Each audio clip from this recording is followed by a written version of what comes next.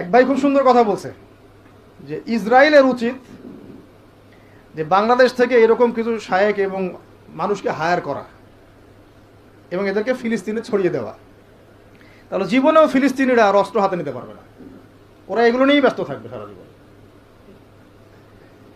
আল্লাহ না করুক, যদি আল্লাহ না করুক, আমরা দোয়া করি কিন্তু আমরা আশঙ্কা তো করি, আল্লাহ না করুক যদি শান্তিপূর্ণ এই বাংলার মাটিতেও কখনো এরকম পরিস্থিতির সৃষ্টি হয়, আল্লাহ না করুক, দোয়া করি আমরা, তখনও এক শ্রেণীর মানুষ এগুলো নিয়েই ব্যস্ত থাকবে। আপনাকে আপনার মূল লক্ষ্যটা থেকে সরায় দেওয়া হয়েছে।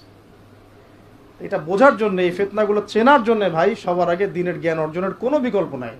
পড়তে রাজি আছি তো ইনশাআল্লাহ? অনলাইনে দিন শিখতে পারবেন না। মসজিদে ঢুকে কয় রাকাত পড়েন আপনারা? তাহিয়াতুল মসজিদ, মসজিদে আপনি ওয়েলকাম জানাবেন, ঢুকেই 2 রাকাত পড়বেন, ওযু করলে 2 রাকাত। আল্লাহর হাবিব সাল্লাল্লাহু আলাইহি ওয়াসাল্লাম মসজিদে নববীতে জুমার খুতবা দিচ্ছেন।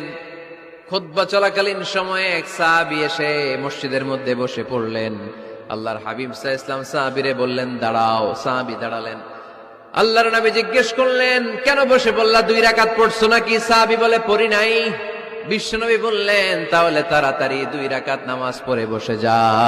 আলী ইবনে আবি তালেব বলতেন যে মানুষ যখন দুনিয়ায় চলাফেরা করে তখন মনে হয় সে ছাড়া দুনিয়াতে আর কিছুই নাই, আর সে এমন ভাবে দুনিয়া থেকে চলে যায় মনে হয় সে কখনো দুনিয়ায় ছিলই না।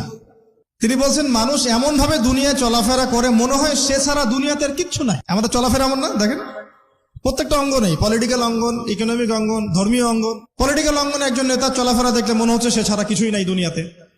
যারা অর্থনৈতিক জীবনে নেতৃত্ব দিচ্ছেন তাদের কাছে মনে হচ্ছে আমরা ছাড়া দুনিয়ার ইকোনমির আর মধ্যে আর কিছুই নাই। আমরা যারা ধর্মতাত্ত্বিক ভাবে চলাফেরা করি মনে হয় যে এই হুজুর ছাড়া আর কিছুই নাই দুনিয়াতে।